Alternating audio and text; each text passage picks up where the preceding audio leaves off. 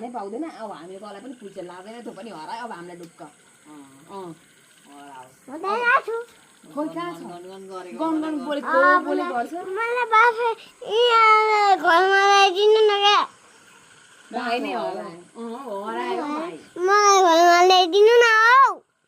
कहाँ गयो बा मलाई घरमा ल्याइदिनु न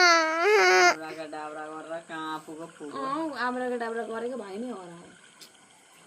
हामीलाई त पुल्से पनि लाग्दैन बोलाउनु त कुन रुखमा थियो खोइ कहाँको रुखमा गयो खोइ छैन नै मलाई पठाइदिनु न हौ कहाँ गयो खोइ बोलेको पनि सुन्दिन म त म पनि सुन्दिनँ त्यही त नि म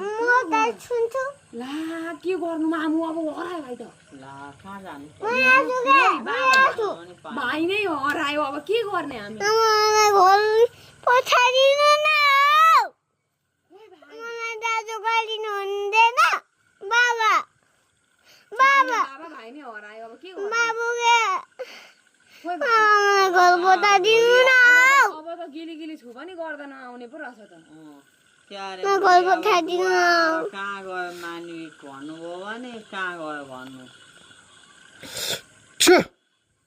ए यही पो रहेछ त म त हरायो भनेको त कहाँ बोटमा रुखको बोटमा झुन्डिएर पो गएछ बाबाले दाजु गरिदिनु हो ए बाबा जाडु गरिदिनु भयो नि तिमी आफू अनि अघि कहाँ थियौ अघि उहाँ माथि ए अनि भन्नु पर्दैन त उहाँ माथि गएको भनेर अनि म त भाइ नै हरायो कहाँ हरायो भनेको त म यहाँ लुकेकी थिएँ ए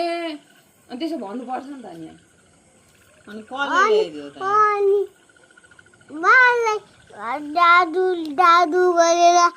यहाँ ल्याइदियो नि ए धन्न ल्याइदिनु भएछ नभए हामी